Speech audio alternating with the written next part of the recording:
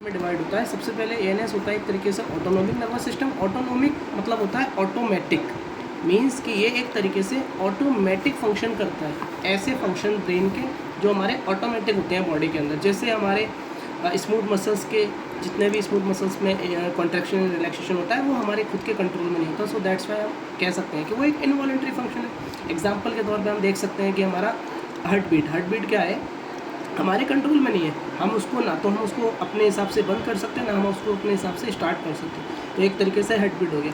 जितने भी हम, जैसे हमारा एसिड का सिक्रेशन है, जब भी हम खाना खाते हैं तो एसिड का सिक्रेशन अपने आप होता है। ऐसा नहीं है कि हमारे कंट्रोल में वो एसिड का सिक्रेशन होगा, तो ये भी हमारे कंट्रोल में नहीं। तो ये जितनी भी एक्टिविटीज़ होती है, ये सारी जो होती हैं, ये हमारे कह सकते हैं कि ऑटोनोमस नर्वस सिस्टम इसको कंट्रोल करता है। तो अब इस ऑटोनोमस नर्वस सिस्टम को हमने दो पार्ट्स में डिवाइड किया। एक हमारा है सिंपैथेटिक नर्वस सिस्टम और दूसरा हमारा पैरासिम्पैथेटिक नर्वस सिस्टम।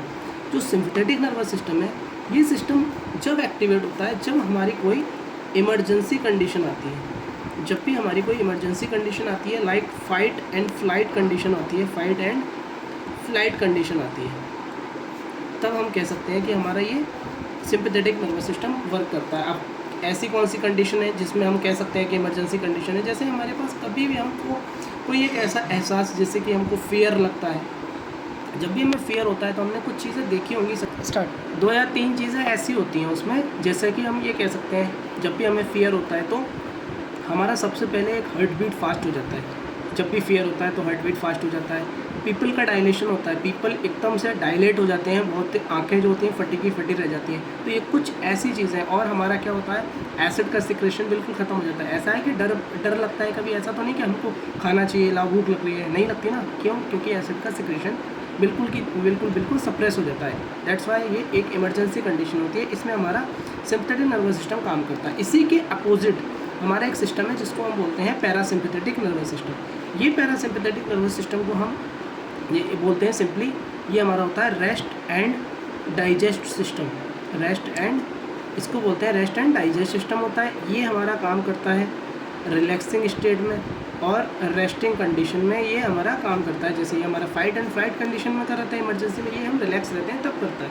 तो हम ये कह सकते हैं कि ये हमारी ऑटोमेटिक एक्टिविटीज़ है। अगर हमारी कोई हार्ट रेट अगर बढ़ रही है तो उसको कम करने के लिए उसके अपोजिट में एक सिस्टम होता है जिसको हम पैरासिम्पैथेटिक नर्वस सिस्टम कहते हैं। तो ये हमारे नर्वस, अब इन दोनों नर्वस सिस्टम पर, जो हमारे सिंपैथेटिक और पैरासिम्पैथेटिक नर्वस सिस्टम है, इन पर कुछ ड्रग्स काम करती हैं, इनके जैसा बिहेव करती हैं। अगर हमारे सिंपैथेटिक नर्वस सिस्टम पर कोई ड्रग काम कर रही है और उसके जैसा बिहेव कर रही है या उसके जैसा मिमिक कर रही है, तब हम उसको बोलेंगे क्या, सिम्पैथोमाइमेटिक ड्रग। वो इसके जैसा एक्शन करेगी। जैसे इमरजेंसी कंडीशन में सिंपैथेटिक नर्वस सिस्टम के जितने भी न्यूरोट्रांसमीटर्स थे वो एक्टिविटीज़ कर रहे थे, वैसे ही वो ड्रग्स भी एक्टिविटी करेंगे। और उसी के अपोजिट में हमारा पैरासिम्पैथेटिक नर्वस सिस्टम पर ऐसी कुछ ड्रग्स हैं जो इसके फंक्शन को मिमिक करते हैं, तब हम उनको बोलते हैं पैरासिम्पैथोमाइमेटिक ड्रग।